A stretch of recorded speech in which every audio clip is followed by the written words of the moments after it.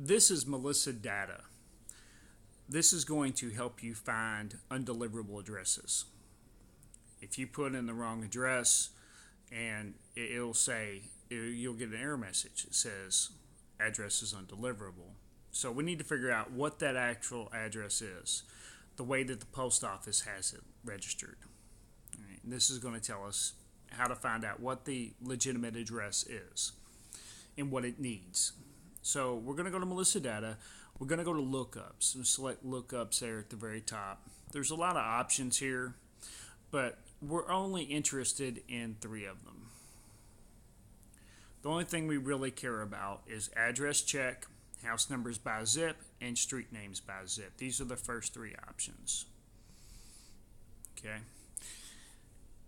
Address check is going to tell us what the zip code is and if it needs an apartment number. So what I'm going to do on here, I'm going to start typing in an address, and it's going to tell me every address. It's going to help me find that address.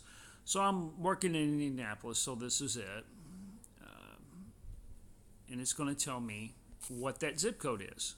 We're going to check that zip code with the zip code that they gave us to see if that's correct. More often than not, usually they give you the wrong zip code. But it's also going to tell you what the apartment number is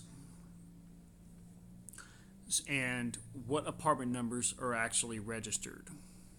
They might have told you that they live in apartment 1, but they don't. They actually live in apartment 1001. Okay?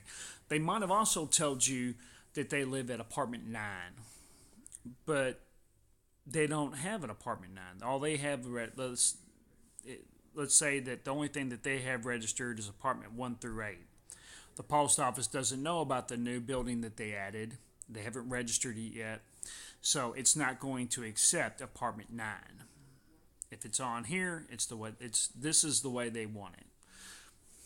So it goes by what's actually registered with the post office. So this is going to tell you if it wants an apartment number. It might not want the apartment number.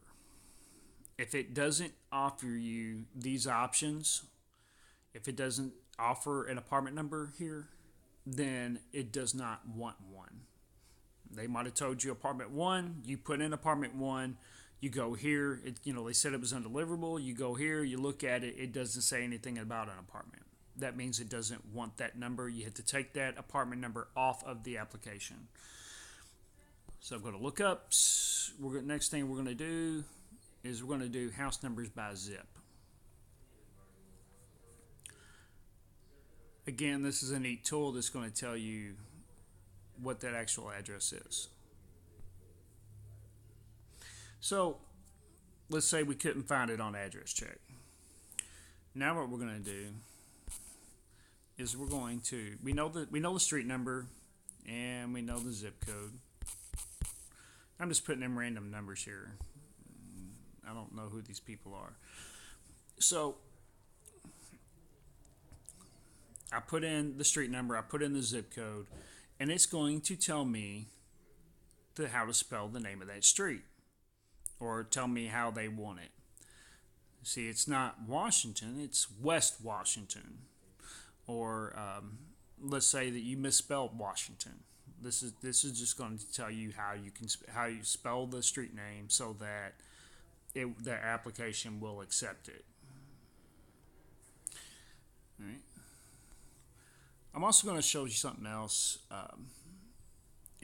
You're not going to need it very often, but street names by zip is handy too.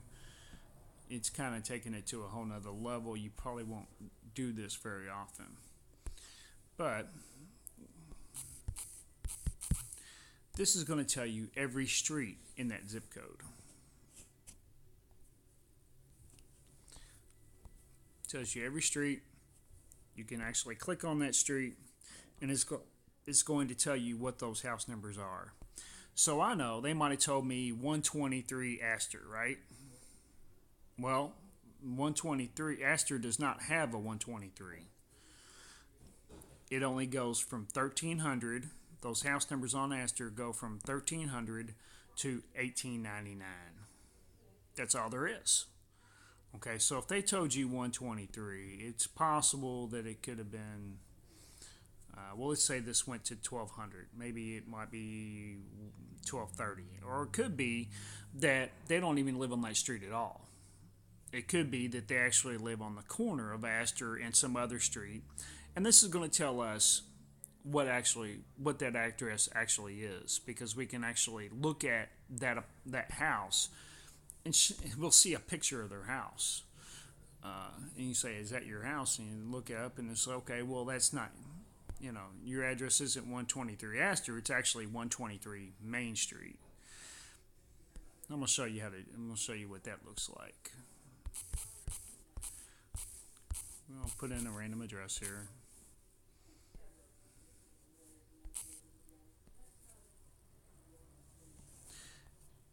And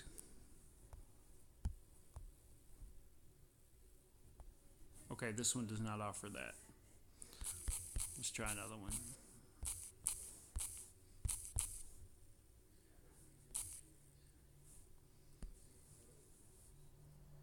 Oh, Alaska probably does not have Google mapping. Let's try a different state than that.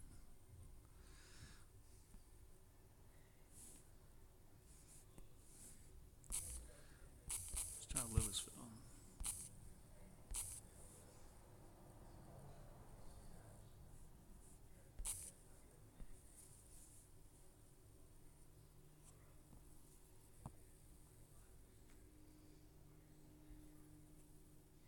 Okay, so this is the picture of their house. This is the picture of that location.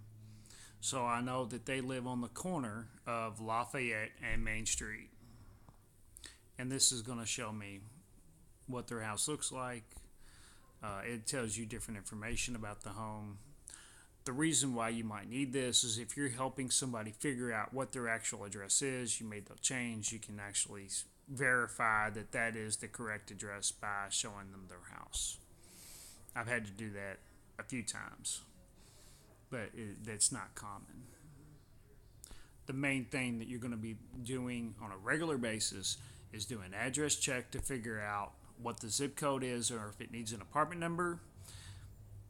If it's not there, you're trying to figure out how to spell the street name. Then you would go to house numbers by zip. 123 46201.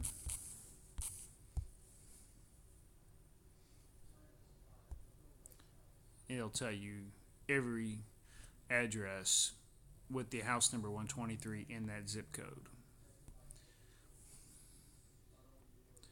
So again, on addresses, I just want to clarify that if you